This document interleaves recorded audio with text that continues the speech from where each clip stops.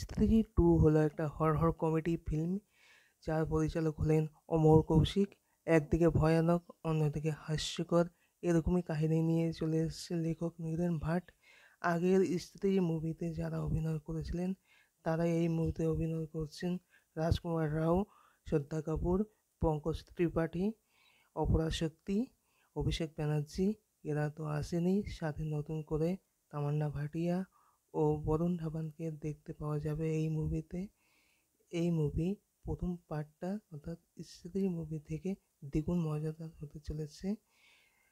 আর স্ত্রী টু মুভিতে দেখানো হয়েছে চান্দেরি গ্রামে যে স্ত্রী ছিল তাকে তাড়িয়ে দেওয়ার পর এক নতুন ভূতের আবির্ভাব হয়, যার নাম হলো সরকাটা।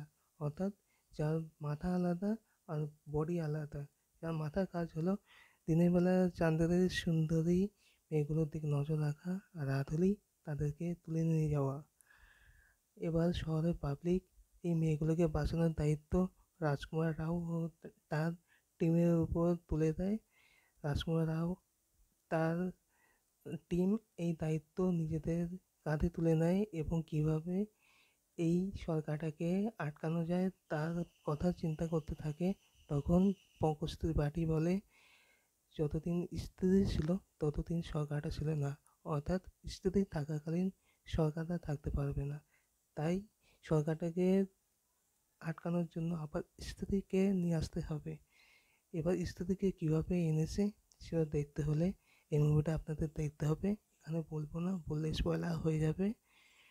আর স্ত্রীকে আনার পর স্ত্রী আর সরকারের মধ্যে উদুম লড়াই হয়। এই লড়াই কে জিতলো সেটাও জানতে হলে আপনাদের এই মুভিটা দেখতে হবে, এখানে বলবো না আমি। আর সরকারের আরও দেখতে পাবেন সরকারটার রহস্য তো এখানে প্রকাশ্যে আসবেই। আর টুইস্ট হলো সরকারটার রহস্য ভেদ করতে গিয়ে স্ত্রীর কাহিনী সবার সামনে চলে আসে। যারা স্ত্রী প্রথম পার্টটা দেখেছেন তারা এই সেকেন্ড পার্টটা দেখে খুব মজা পাবেন, কেননা সারপ্রাইজে ভরা এই মুভিটা। খুবই ভয়ানক সিন দেখানো হয়েছে, সাথে কমেডিও রয়েছে আনলিমিটেড। ডাবল মিনিং পাঁচ লাইন তো ভরপুর রয়েছে।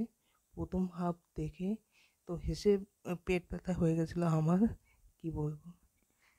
আর পঙ্কজ ত্রিপাঠী তো এখানে মেইন কমেডি মেকার, তার প্রতিটা ডায়লগেই কমেডি ভর্তি, শুনলেই হাসি পায়।